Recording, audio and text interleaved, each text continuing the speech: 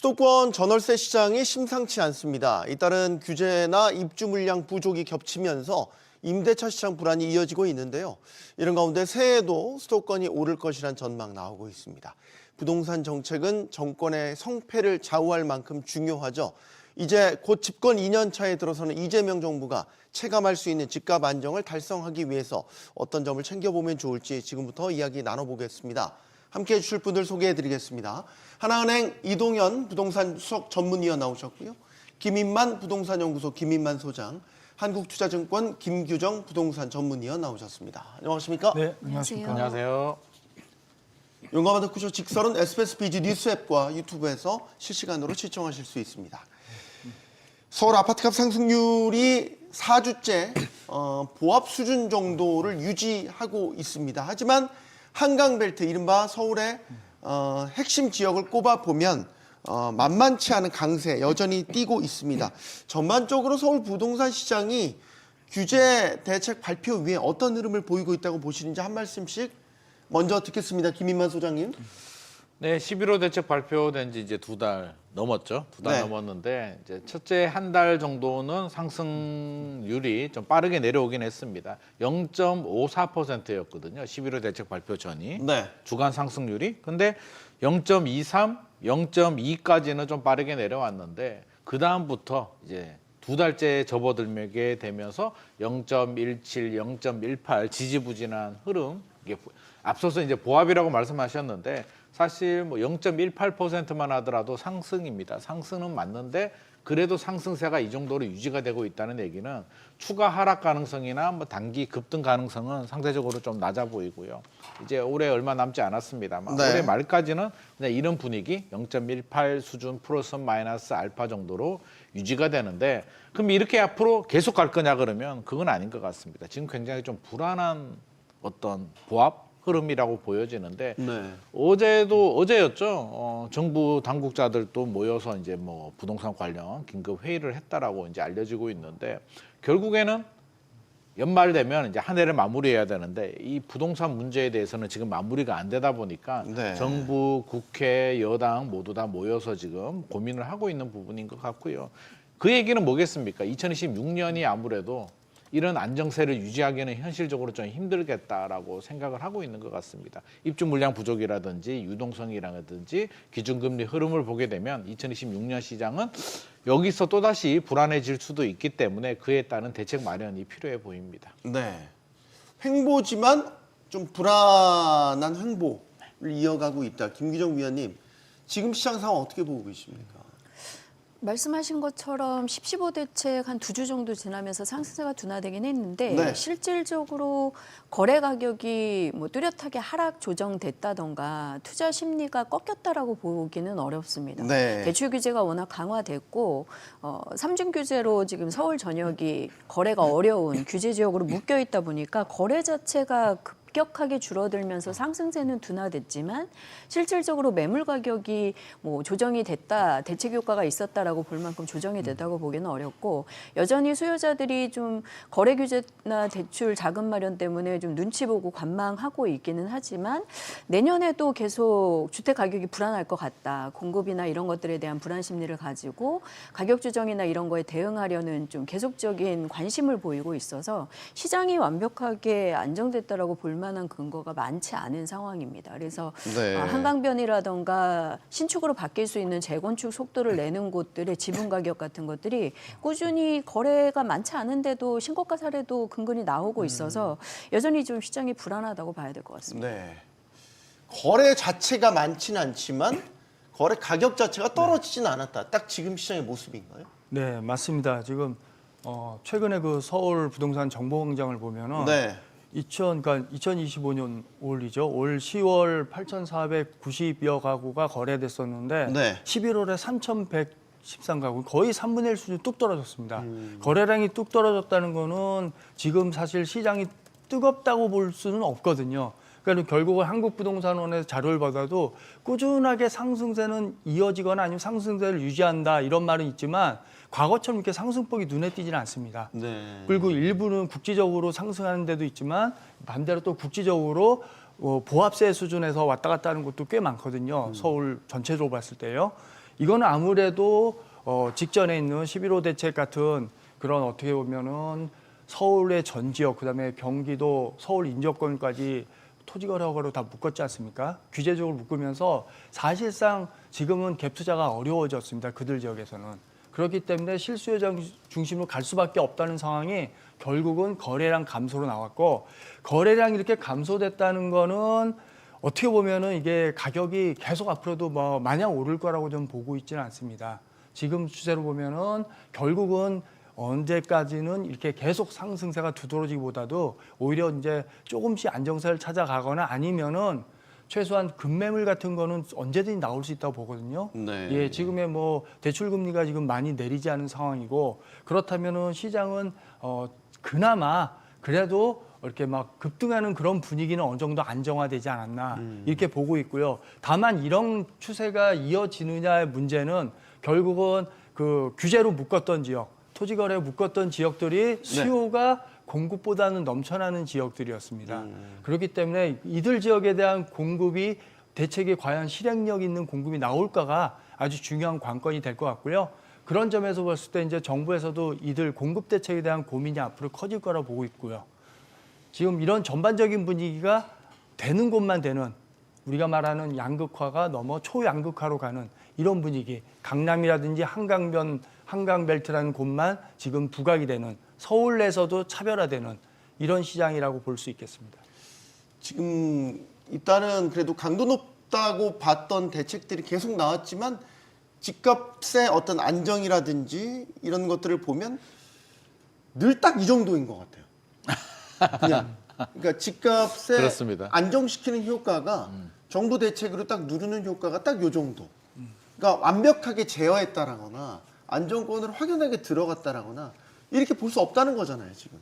지금 통계를 보게 되면 이제 사람들이 좀 헷갈리는 게, 위원님 말씀하셨듯이 이제 거래량은 많이 줄어들었습니다. 4천 건 아래로 내려왔는데 네. 서울 아파트 거래량이 이제 4천 건 아래로 내려오게 되면 좀 안정이라는 우리가 표현을 사용하고 있는데, 또 김계정 위원님 말씀하신 부분을 보게 되면 가격은 여전히 신고가가 나오고 있단 말이에요. 그래서 이 부분에 대해서 이걸 안정으로 봐야 되느냐라고 본다면, 일각에서는 야, 가격이 하락 전환도 되지 않았는데 이걸 어떻게 안정이라고 말하느냐라고 하시는 분들도 있고, 거래량이 줄어들었기 때문에 안정이라고 말하는 분들도 있는데, 이 두 가지 의미가 다 내포되고 있는 것 같습니다. 결국에는 속마음을 좀 들여다보게 되면 시장이라는 건 집을 팔려는 집주인들, 매도자와 집을 사려는 매수자들 간의 어떤 의견 합치, 그러니까 집주인이 급매로 시세보다 저렴한 매물을 던지게 되고, 그 매물을 안 사게 되면 가격이 뚝뚝 떨어지게 되고, 반대로 집주인이 호가를 올리는데 매수자들이 그 호가를 따라가게 되면 이제 가격이 올라가는 그런 메커니즘인데,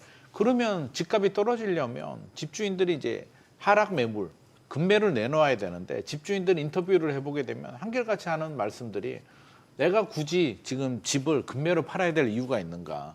내년에 입주 물량도 많이 줄어든다고 하고, 유동성이나 모든 상황을 종합을 해본다면 전세 가격도 내년에 불안할 것 같은데, 네. 이 상태에서 내가 굳이 이 소중한 나의 인생과 내 자녀의 인생이 달린 집을 팔 이유는 없다라고 생각을 하고요. 최근에 잠실에 가면 잠실 르엘이라는 아파트가 있습니다. 새로 이제 입주 미성 크로버 아파트 재건축해서 이제 입주장입니다. 그래서 내년 초부터 하나요? 그렇죠. 그래서 네. 지금 세입자 구하고 있고 이미 이제 마무리 공사하고 있는데, 네. 거기 전용 84가 48억에 거래가 됐거든요. 그러다 보니까 그 매물 같은 경우 저는 그렇게 해석을 합니다. 집주인이 어떤 48억에 팔고 싶어서 이렇게 한 게 아니라, 어차피 급매로 팔 생각은 없고 그냥 높은 가격에 하나 툭 던졌는데 돈 있는 누군가가 그걸 잡았다는 거죠. 그래서 지금 시장 분위기가 지금 그렇게 형성되고 있는 것 같습니다. 집주인은 살려면 사고 말려면 말아라는 식으로 툭 던지는 거고, 대출은 안 나오는데 현금 여력이 있는 현금 부자들은 워낙 신축 아파트가 희소하다 보니 그거라도 잡으려는 움직임, 이게 시장의 신고가를 지금 만들고 있고, 이 신고가가 나옴으로써 집주인들은 여전히 심리적으로 버티면 돼, 집값은 안 떨어져라는 그런 더 강한 심리가 형성이 되고 있는 것 같습니다. 지금 이제 3중 규제가 서울 지역은 다 걸려 있기 때문에 실질적으로 실거주 목적의 주택 구매 아니면 굉장히 어려워지게 되잖아요. 그래서 또 나타나고 있는 게 전세난이라는 거예요. 실제 서울 지역의 전세난이 얼마나 심하다고 보세요? 실제로 매물 통계나 거래량 등을 보면 최근에 어쨌든 집 사기가 좀 어려워진 상황에서 네. 뭐 임차 시장에 머물게 되는 수요자들이 늘어나는 추세들이 보이는데 전세 매물은 전반적으로 크게 줄어들어 있는 상황입니다.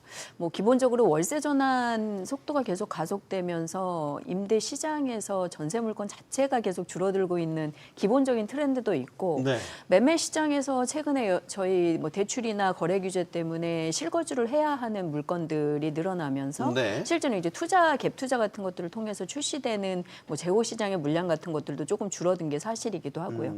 여러 가지 요건들이 겹쳐지면서 전세가 좀 부족해지는 상황에서 집값이 뚜렷하게 떨어지지 않는 대신 매매 전세 가격 갭을 메꾸면서 전세 가격은 계속 올라가고 있는 중이고요. 아무래도 시장 금리 영향도 있는 탓인지 월세도 최근에 계속 강세를 보이는 데다가 좀 고가 아파트들이 출현하면서 고가의 월세 사례들이 나타나는 것도 월세 가격 상승에 영향을 주고 있는 상황입니다. 전월세 가격이 계속 오르고 있는 상황이다 보니까 주택 거래가 좀 줄어들고 상승세가 둔화됐다고는 하지만 집값 하락에 대한 기대보다는 이러다가 좀 다시 오르지 않을까라는 불안 심리가 시장에서는 조금 더 많이 보이는 것으로 판단을 하고 있습니다. 결국 근데 이제 전세 난이라는 것도 전세 물량이 없으니까 전세 가려는 임차인들은 많이 있는데 네.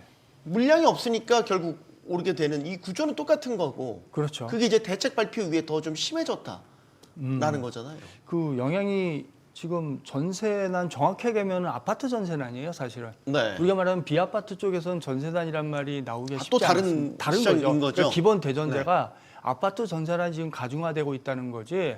우리가 말하는 뭐 빌라나 오피스텔은 사실은 그거는 오히려 전세 공급이 있어도 수요자가 안 가요.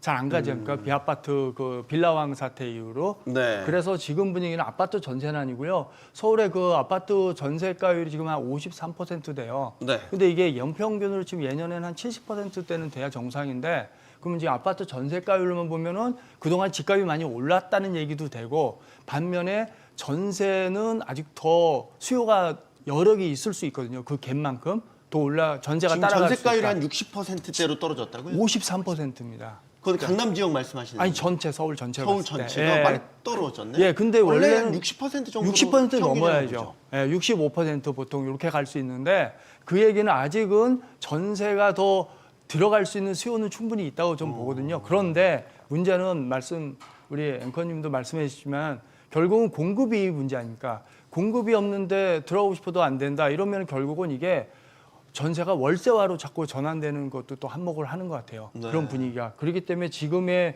전세난 뭐 월세가 지금 사상 최고 상승률이 나타났다. 뭐 언론에 보면 3.29%가 올해 올랐다. 뭐 이런 말 나오지 않습니까? 네. 그러니까 전반적으로 지금 월세가 가중화되면서 전세난의 그 여파로. 근데 전세난의 원인은 결국은 공급 부족이거든요. 근본은.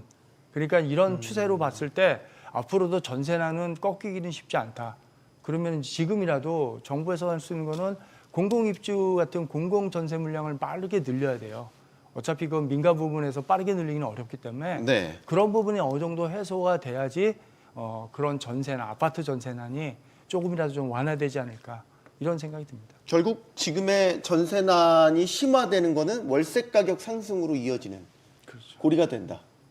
지금 그 설명을 해주신 예, 그것도 것 연관이 같아요. 충분히 있습니다. 그렇게 가고 있죠. 네, 시대 흐름이 현실은. 그렇게 가고 있는데 저는 물론 뭐 공급 물량이 부족한 거는 분명한 사실입니다. 공급 물량이 부족하면 일단 올해 2025년 서울 아파트 입주 물량이 부동산 R124 통계를 보게 되면 한 4만 3천 호 정도 아파트가 나왔는데 내년에는 2만 8천 호 정도로 줄어들고요. 임대 물량을 빼버리고 순수한 민간 아파트 물량만 보게 되면 한 1만 7천 호 정도로 더 많이 줄어드는데 이게 2028년까지 지속적으로 줄어듭니다. 입주 물량이 줄어들게 되면 매매 시장에도 영향을 주지만 전세 시장에도 영향을 주는데 여기서 우리가 또 하나 생각을 해야 되는 게 단순히 입주 물량이 줄어드는 것 플러스 알파로 정책의 부작용이 있습니다. 집값 잡으려고 대출 규제를 전방위적으로 하고 있는데 네. 6.27 대책 때 소유권 이전 조건부 전세 대출 막았거든요. 이게 뭐냐면 신규 아파트 입주할 때 집주인이 이제 잔금을 마련하는 방법이 자기 돈으로 내거나 자기가 대출을 받거나 세입자 전세금을 받아서 하는 방법이 있는데 세입자 전세금을 받으려고 하면 이 세입자는 전세 대출이 안 나옵니다.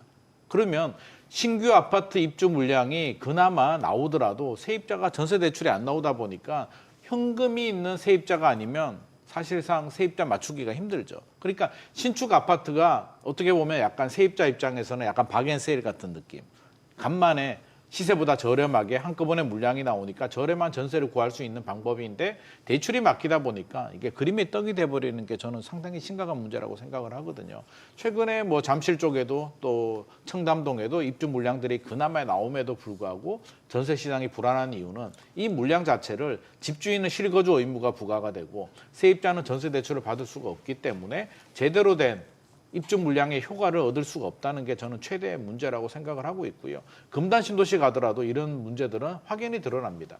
오히려 기존 기축 물량의 전세 가격은 올라가고 신축은 내려가는 이유가 대출이 막히다 보니까 세입자들이 기존 주택에 살고 있다가 신축 아파트로 이사를 가야 되는데 대출이 안 나오니 기존 아파트 전세 가격을 올려주면서 계속 갱신을 하다 보니까 오히려 기축 물량들의 그 기존 매물들도 안 나오고 신축 아파트들도 입주 물량도 부족하고 입주 물량이 나오더라도 회전이 안 되다 보니까 이게 전세의 난을 더 가중화시키고 결국에는 또 월세를 더 올리는데 월세는 사실 저는 시대 흐름이라고 생각도 들면서도 속도가 너무 빠르다라는 게 가장 네. 문제입니다. 2020년만 하더라도 전월세 거래량 중에 월세 비중이 한 40% 초반대였는데 네. 지금은 월세 비중이 60%가 넘었거든요. 62%에서 조사 결과에 따라서 65%까지도 나오는데 이런 속도로 간다면 월세가 더 그냥 하나의 트렌드로 자리를 잡을 가능성이 높을 것 같고요. 월세 가게 되면 우리 서민들 또 월세 내고 종잣돈 모으기 힘들기 때문에 내 집 마련의 꿈은 훨씬 더 멀어지지 않나 상당히 심각한 문제라고 생각하고 있습니다. 그 월세 상승률이 꽤 많이 지금 11월까지 집계한 걸로는 역대 최고 관련 통계 집계한 걸로 3% 돌파했다고 그러더라고요. 이거는 지금 아까 말씀하셨던 뭐 전세 월세화 이런 것들이 굉장히 가속화되면서 나타나는 결과다 이렇게 보여지는데요. 그렇죠. 지금 기본적으로도 월세 전환 속도가 굉장히 빨라지고 있는 게 사실이거든요. 여기에 더해서 전세 물건으로 활용될 수 있는 재고 시장의 물량 회전이라던가 신규 입주 시장에서의 신축 아파트 전세 공급이라던가 이런 것들이 예년에 비해서는 크게 줄어들어 있는 상황이다 보니까 네.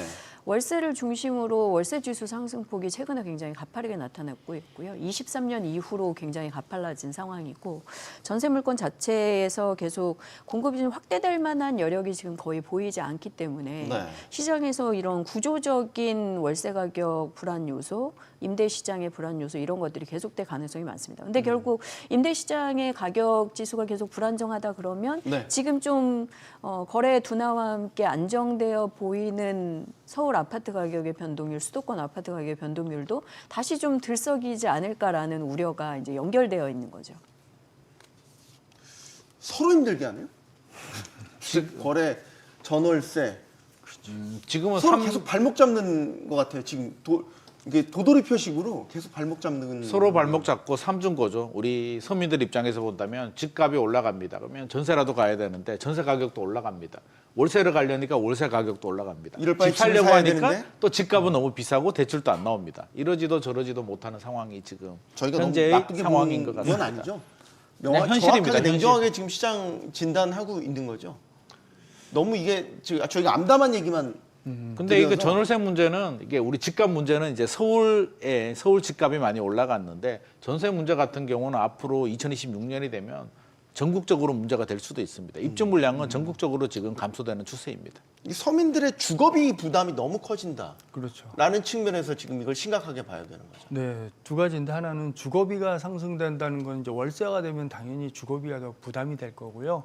또 하나는 뭐냐면은 우리 전세라는 시장이 우리나라만 있는 제도 아닙니까? 네. 이 전세라는 시장이 어떻게 보면은 이게 주거 사다리라고 하는데 어떻게 내 집 마련하기는 전 단계로서 딱 적정하거든요. 근데 그게 없어져 버리니까 이제 사람들이 그러면은 집을 내 집 마련을 통한 그런 어떤 재테크의 꿈이 이제 사실상 이제 점점 사라지게 된다는 그런 점이 있죠. 그러니까 월세로만 전환되면은 사람들이 이제 뭐 월세에 대한 부담도 부담대로 있고 그다음에 월세를 통해서 모르겠습니다만 뭐 실제 소비가 많이 늘지는 모르겠으나 사실상 월세 부담을 해서 그도 그렇게 늘 것 같지 않은데 반대로 어떻게 목돈 마련할 수 있는 방법이 그만큼 줄어든다는 거.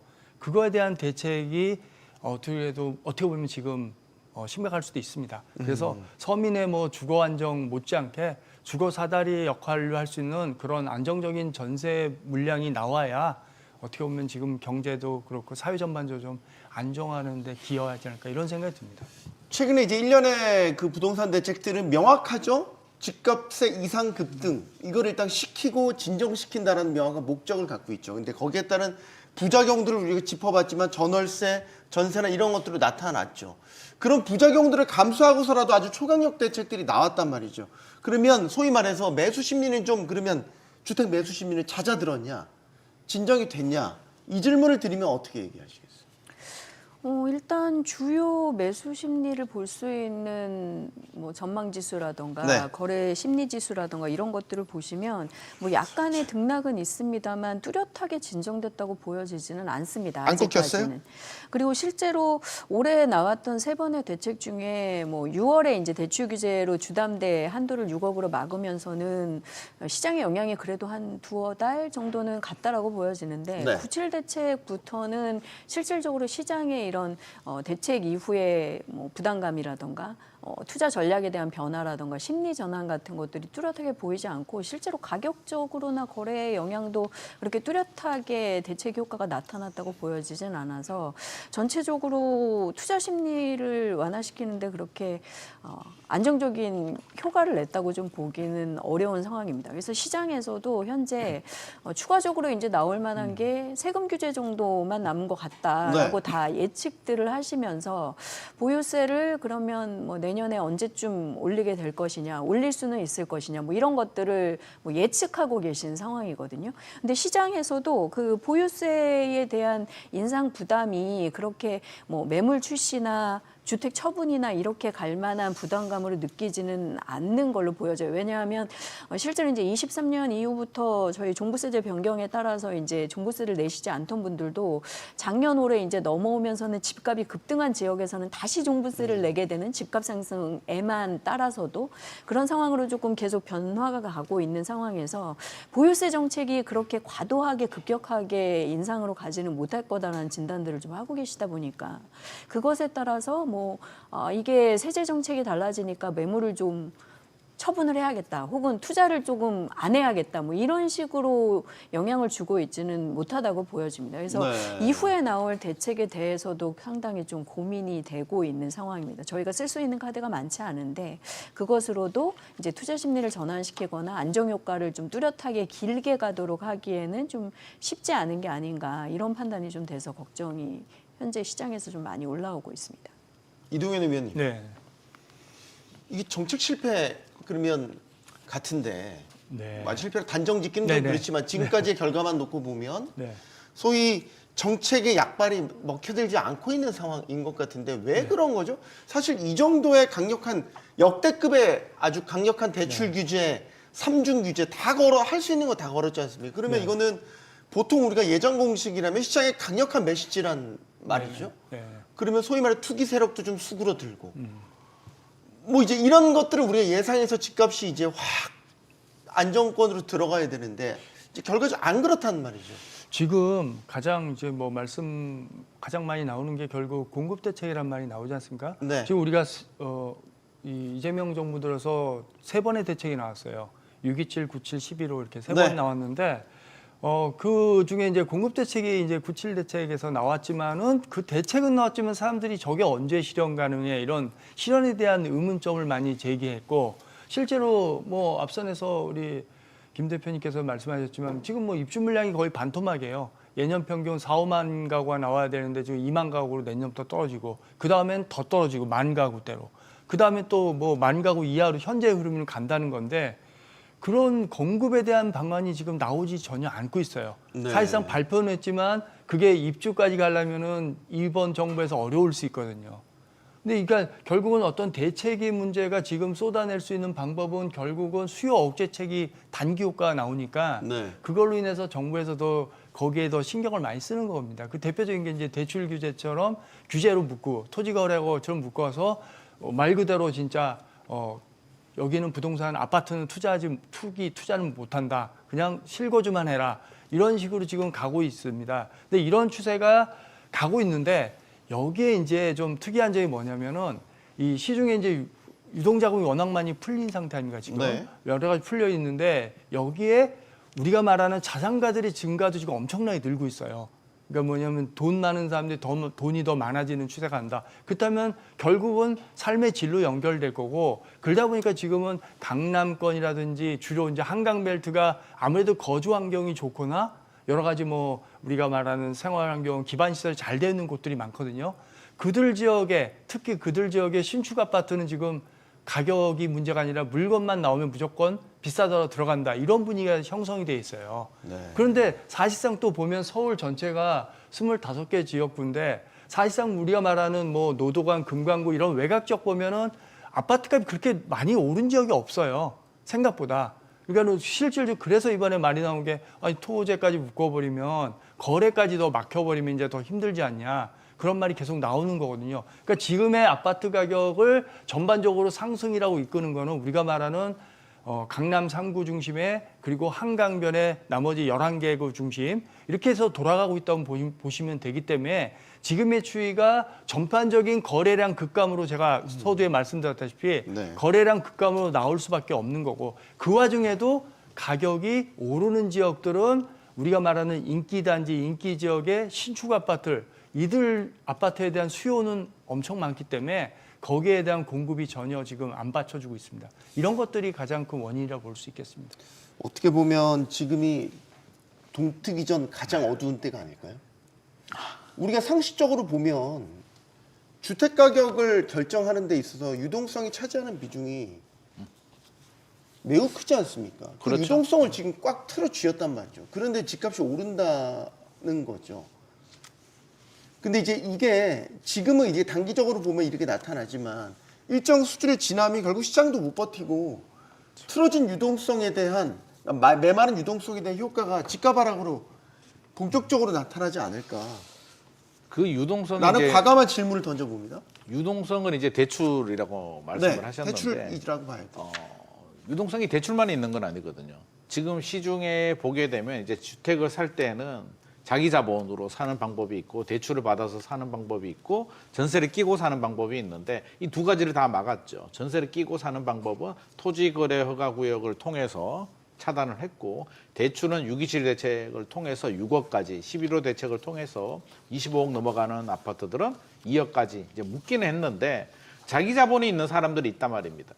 이 부분에 대해서는 이제 세무조사를 통해서 제안을 하겠다라고 하는데 시장의 반응을 보게 되면 저는 심리가 중요하다고 생각하거든요. 결국에는 내년에 앞으로 집값이 더 떨어질 것 같은 마음이 들게 되면 제가 집주인이라도 당연히 팔고 싶은 마음이 들 텐데 지금 여러 가지 상황을 보게 되면 상당히 불안한 마음. 뭐가 불안하냐면 양극화의 저성장의 여러 가지 상황을 보게 되면 서울과 지방의 자산 격차는 더 벌어지게 되고 대한민국이 고성장 시대로 갈 수가 없다면 네. 결국에는 선택지는 확실한 실물 자산인 안전자산, 일본을 보게 되면 도쿄, 여러 나라를 보더라도 그 국가에 대표하는 수도의 핵심 지역들 집값은 실물 자산은 탄탄하게 버텨주더라. 라는 학습 효과가 있기 때문에 서울 한강벨트의 수요가 저는 더 늘어난다고 생각을 하고 있고요. 2025년 뭐 전국이 다 오르지는 않았잖아요.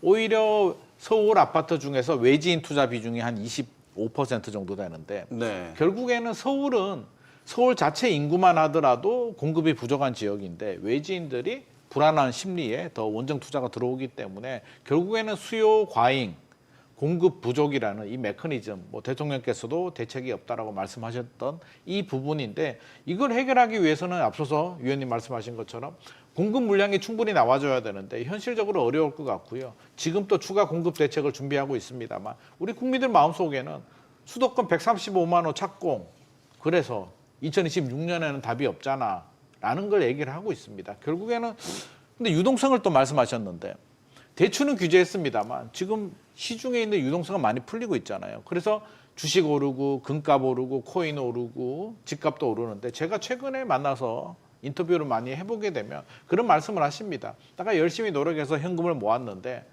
내 친구는 주식도 사고 금도 사고 집도 사서 다 자산 가치가 올라갔는데 나 혼자 벼락거지가 될 것 같은 두려운 마음. 이대로 있으면 안 되겠다. 근데 지금까지 주식을 투자 안 하신 분이 열심히 20년 동안 모은 현금을 주식에 넣자니 불안하고 금을 사자니 금값 너무 오른 것 같고 어차피 살 집은 있어야 되니까 집 하나 사자는 거거든요. 그러니까 거래량은 줄어듭니다. 대출 규제를 하게 되면 거래량은 자연스럽게 10명이 거래할 걸 6명은 집에 가고 3명, 4명이 남았는데 이 3명, 4명 중에 불안한 현금을 가지신 분들이 집을 사니까 신고가는 나오게 되는 겁니다. 그럼 집주인 입장이라면 신고가가 나오는데 거래가 안 되는 건 무슨 상관인가? 나는 기다리겠다.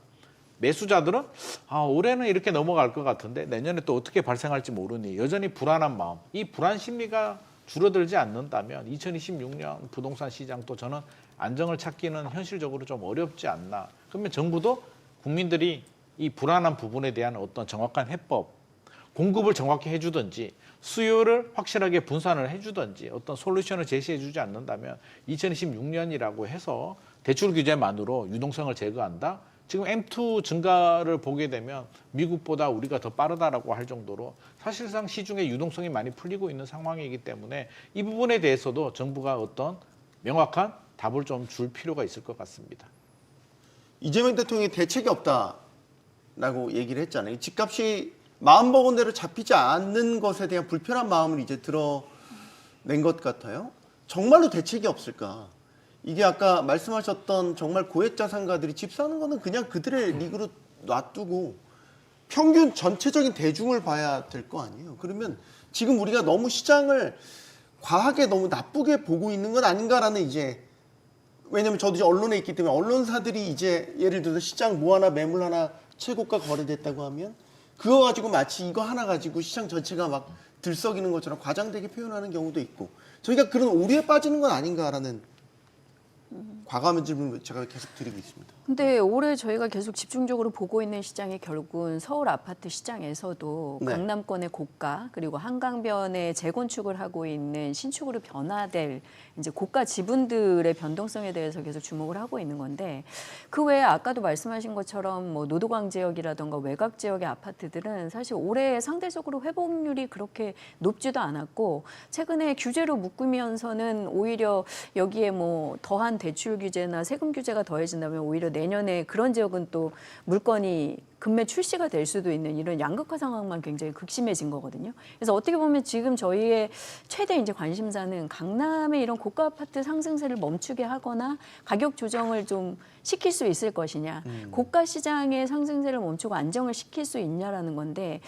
지금 이 그 고가 핵심 시장에 대해서는 투자자분들이 최근에 다주택 규제에 맞서서 1주택 보유형으로 투자 보유 전략을 다 이제 전환을 하고 있는 상황이다 보니까 네. 추가적으로 나올 만한 보유세 강화나 이런 것에도 사실상 매물 처분이나 출시 효과를 보기가 쉽지가 않은 상황이고 입주 공급이 이제 계속 부족하다는 얘기를 하는데 최근에 오히려 재건축이 활발해지면서 지분 가격은 들썩이고 있지만 그 사업장들의 공급이 실현되는 거는 아마도 30년 이후는 돼야 가능한 상황이다 보니까 단기적으로 지금 시장에 양극화된 불안 요소를 이렇게 표면적으로 부각시키고 있는 고가 시장의 해법 자체가 사실상 좀 마련되기가 쉽지 않은 상황이라고 보여집니다. 그래서 이게 이 양극화된 지역 중에서 지금 좀 회복을 시켜야 되는 저가 시장이나 지역 시장들은 좀 살아나야 되는데 오히려 더 침체될 위기에 빠져 있는 상황이고 고가 시장은 고가 시장대로 내년에 좀 하락시킬 만한 남은 팁이 많지는 않은 상황이어서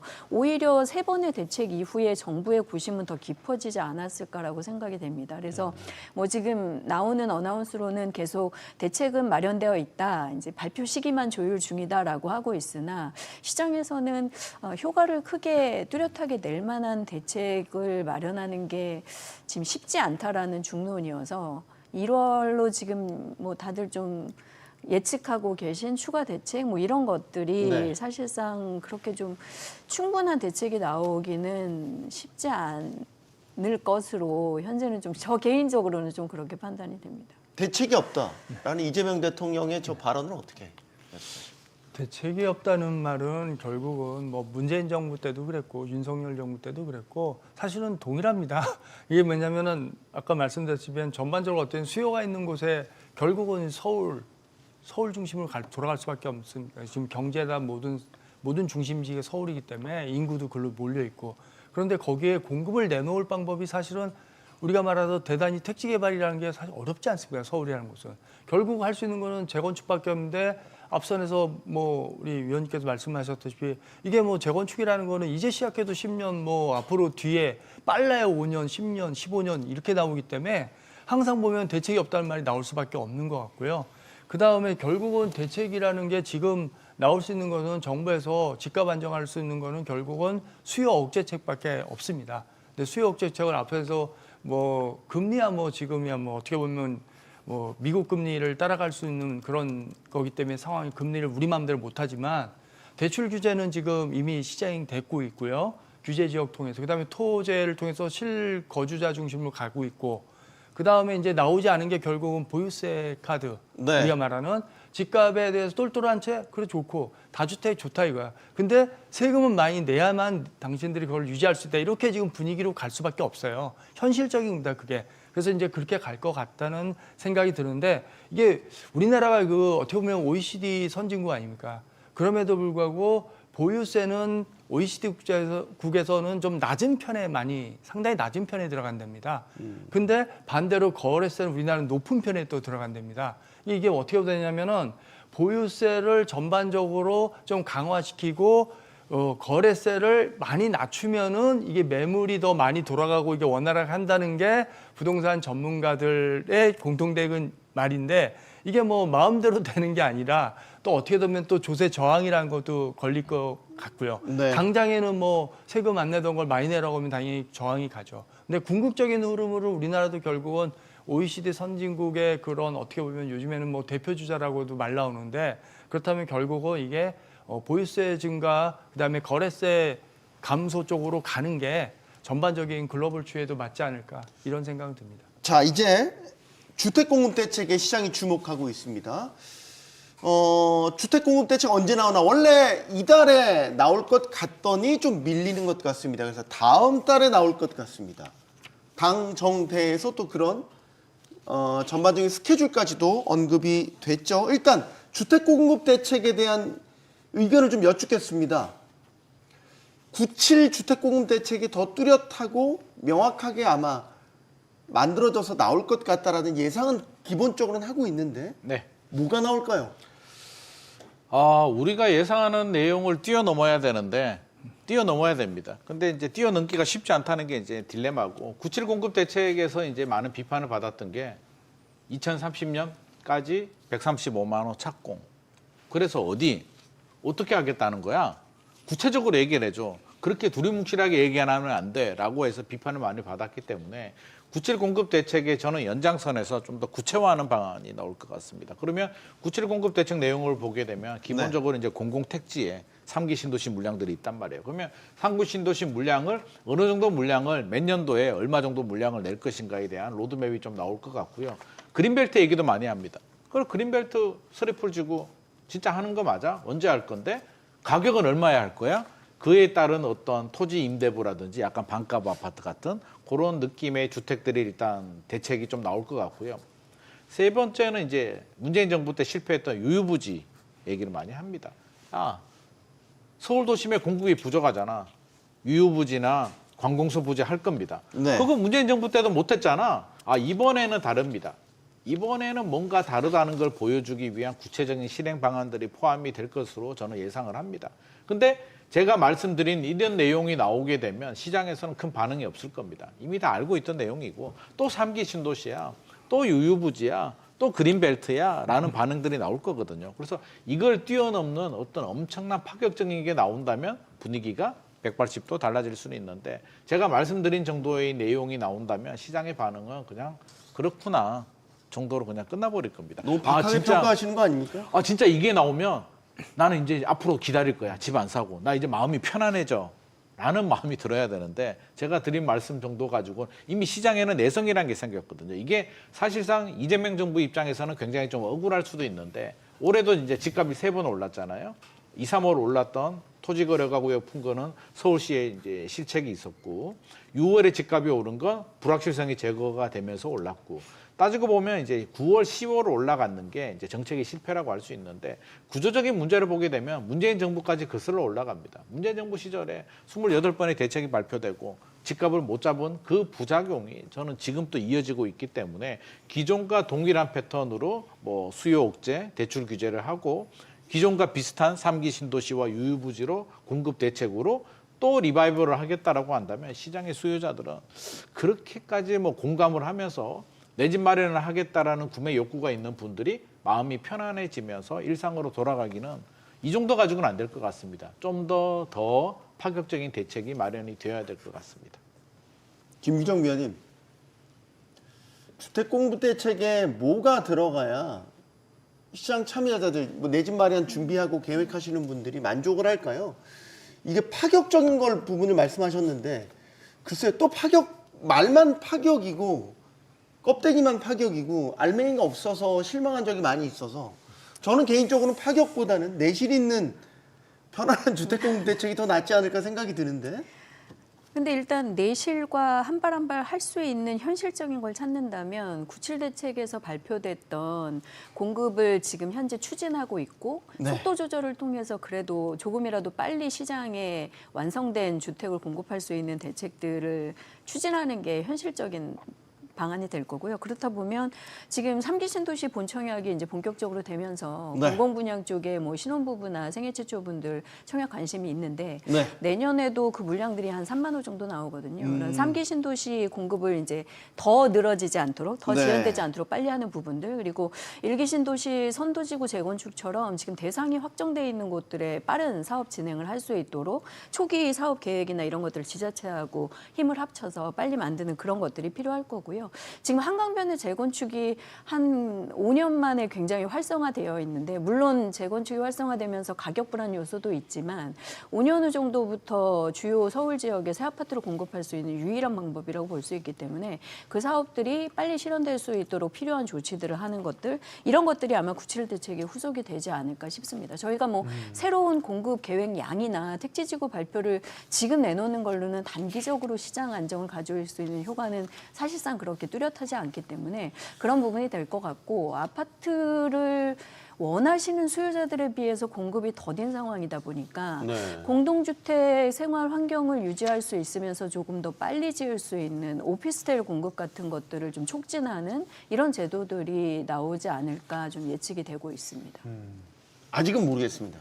뭐가 나올지 아직은 모르긴 하겠는데 주택 공급 대책이 나와서 충분히 시장에 안정감을 줘야 한다라는 당위성은 분명히 네, 있죠. 충분하죠. 지금 그렇게 되기를 많은 사람들이 바라고 있고요. 결국은 그 공급을 어떻게 되면은 빠르게 대량으로 공급할 수 있는지가 관건입니다. 지금은. 그러면 과연 기존에 있는 우리가 뭐 우리가 대표적인 재건축 같은 걸 활성화해서 얼마나 그걸 인센티브 용적률을 주고 많은 공급을 하고 그를 통해서 물론 사회적인 또 뭐 그런 뭐 투기라든지 이런 또 그런 문제가 나올 수는 있겠지만 그래도 지금은 공급에 좀 더 민간과 연계되는 그런 것 좀 신경 써야 될 것 같고 또 과거에도 그랬지만은 결국은 대량 공급할 수 있는 거는 이 관에서 정부에서 좀 추진을 해서 예를 들어서 뭐 지금 일부 논의되고 있습니다. 물론 일부 뭐 그린벨트를 일부 해제해서 네. 대량의 그런 공공주택 같은 건설 저는 그것도 지금은 어느 정도 필요할 때다 다시 또 왜냐면은 뭐 물론 이게 뭐 자연 경관을 훼손하고 우리의 뭐 삶에 뭐 큰 문제를 일으키지 않는 범위 내에서 방치되고 있는 그런 지역들은 충분히 지금이라도 해서 정부 주도하에 대단히 공급할 수 있는 현실적인 방법 중에 하나입니다. 그래서 그런 거에도 좀 관심을 가져서 과거에 우리가 뭐 강남 일대 뭐 세곡이라든지 이런 지역이 많이 대단지로 들어오면 한때 그 당시면 집값 안정화가 상당히 됐었거든요. 네. 네, 그런 것들도 또 반면교사를 삼을 필요 있고요. 여러 가지 면에서 볼 때 저는 이제 정부의 의지, 그다음에 민간에서 공급할 수 있는 그런 여력을 좀 더 해주되 물론 거기에서 뭐 과하게 무슨 뭐 투자 수익이 나오고 이런다면 그거는 뭐 예를 들어서 공공임대를 좀 더 늘릴 수 있는 방안을 마련한다든지 그를 통해서 재원을 통해서 이런 방법들을 해서라도 어떠한 방법을 그게 뭐 저기 문제되는 그런 사회적인 어떤 불법이라든지 이런 것만 아니라고 한다면 네. 저는 지금에는 좀 더 적극적으로 정부 쪽에서 좀 나서야 되지 않을까 이제는 그렇게 생각됩니다. 이 부분 마지막으로 질문 드리고 싶네요. 지금 주택 공급의 파트너 하면은 뭐 중앙부처 국토부도 있지만 서울시만 놓고 보는 지자체 서울시와의 파트너십이 분명히 필요합니다. 근데 이제 국토부와 서울시가 최근에 몇 가지 이슈로 계속해서 갈등을 빚는 모습을 보였습니다. 용산 정비창 개발 문제, 뭐 토지 거래 허가구역 해제 여부 등을 놓고서 부딪히고 있단 말이죠. 네. 불안해요. 이렇게 부딪히면 서로 또 덤벼들어 싸우자고 할까봐 일단은 뭐 몇천 가구 공급해야 되냐 이거부터 만약 협의가 안 됐다고 한다면 또 용산이 정비창 기지 개발 또 이게 또 화물차사로 이게 미뤄지는 거 아니야? 이제 이런 걱정도 되고. 이게 참 어려운 숙제입니다. 이게 네. 사실 뭐 정치적인 문제도 있잖아요. 서울시장 내년도 지방선거가 있기 때문에 여당과 야당이 이제 서로 부딪히는 부분도 있고 정비창 부지에 대해서 이제 서로 의견이 부딪히는 게 국토교통부는 12,000호 정도의 서울 요지에 용산 중심부에 12,000세대 정도를 공급하자라는 입장이고 서울시는 6,000호 정도, 당초 계획은 3,000호였는데 6,000호 정도로 늘리자고 하는데 이 부분에 대해서 서울시가 쉽게 양보하기는 어려울 것 같습니다. 그 용산의 중심에 아파트 신도시만 이렇게 만들어 버리게 되면 또 도시 전체적으로 본다면 또 밸런스가 맞지 않는 부분이 있는데 저는 이거는 하나의 그냥 상징적인 문제라고 생각이 들고요. 6천 가구라도 저는 좀 빨리 좀 공급을 할 수 있는 방안을 좀 찾아주면 좋겠고 근본적으로는 사실 우리 다 알고 있잖아요. 서울 집중화 현상, 서울 수요 과잉 현상이 지금 가장 문제고 서울에 땅도 없는데 더 짓겠다고 한들 6천 가구 더 짓는다고 해서 과연 서울의 주거 문제가 해결이 될까? 우리 부동산 문제가 해결이 될까 그러면 저는 쉽지 않을 것 같습니다. 그렇다면 대통령께서도 언급을 하셨어요. 알고 있는 부분인데 결국에는 수요 분산, 양질의 일자리, 대기업 일자리들이 지방의 주요 도시들, 광역시에 내려가서 한마디로 전국적으로 그 거점 도시들에서 충분히 취직을 하고 대학교 졸업해서 잘 먹고 잘 살 수 있도록 굳이 서울에 대학교나 일자리를 위해서 올라오지 않아도 잘 살 수 있도록 만들어주는 게 저는 근본적인 해결책이라고 생각을 하고 있기 때문에 네. 그런 부분에 대한 로드맵도 같이 좀 나와줘야 되지 않나 생각을 하고 있습니다. 그 김규정 위원님, 토지거래 허가 구역은 어떻게 매듭을 풀어야 된다고 보십니까? 지금 서울시의 경우에는 이제 해제에 대한 일부 지역을 해제해야 된다는 입장인 거고 국토부는 아직 아니다. 시기상조다라고 맞부딪히고 있거든요. 근데 사실 토지거래 허가구역 서울 전역으로 국토부가 확대했을 때 소위 말해서 집값이 그렇게 오르지 않은 지역에 대한 주민들의 반발도 있었고 통계를 또 이전 거를 썼다는 또 여러 가지 논란, 불필요한 논란도 있었습니다. 이게 결국엔 지금 수면 아래지만 언젠간 또 뜨거운 감자가 될 것 같은데요. 지금도 그런 상황인데 사실 대책 이후의 가격 변동률이라든가 그 이전까지의 저점 대비 회복률이라든가 이런 것들 워낙 서울의 외곽 지역에서 고가 한강변 벨트하고 격차를 보이고 있었기 때문에 네. 사실상 좀 합리적인 검토를 거쳐서 해제하는 게 필요하다라는 개인적인 입장이긴 합니다. 근데 다만 시장에서 지금 뭐 외곽 지역 일부를 서울에서 또 토어제를 해제하면 갭 투자를 포함한 거래가 가능해지는 환경이 바뀌면서 네. 아마도 풍선 효과가 크게 나타날 가능성이 굉장히 높다라고 보여집니다. 예전에 잠실 뭐 삼성동 일대 해제했었을 때 갑자기 거래량 폭발했던 네, 그때처럼. 그때처럼 혹은 이번에 서울하고 수도권 주요 지역 토호제 묶은 다음에 묶이지 않은 뭐 구리라던가 일부 이제 지역들이 또 굉장히 한 달 이상 강세를 보였던 이런 것들이 반복될 가능성이 있다 보니까 단기적으로 합의를 이끌어내기는 사실상 좀 쉽지 않아 보입니다. 그래서 시장의 판단으로는 아무래도 뭐 내년에 지방선거 같은 좀 특이점이 될 만한 시기에 맞춰서 논의가 활발해지면서 결정 사항이 나오지 않을까 예측들을 하고 있는데 네. 현재로서는 풀릴 수 있을지 좀 단언하기는 쉽지 않은 상황입니다. 올해 서울 아파트 월세 상승률 처음으로 3%대를 돌파하며 역대 최고 기록을 썼습니다. 월별 상승률을 보면요. 정부가 부동산 대책을 내놓은 하반기부터 눈에 띄게 높아집니다. 다음 달 발표하는 주택 공급 대책에서 뾰족한 수가 안 보인다면 마른 장작 타듯이 전월세 가격이 더 올라가지 않을까 걱정이 됩니다. 토론 마치겠습니다. 여기는 모든 경제가 모이는 SBS 비즈입니다. 시청해주신 여러분 고맙습니다.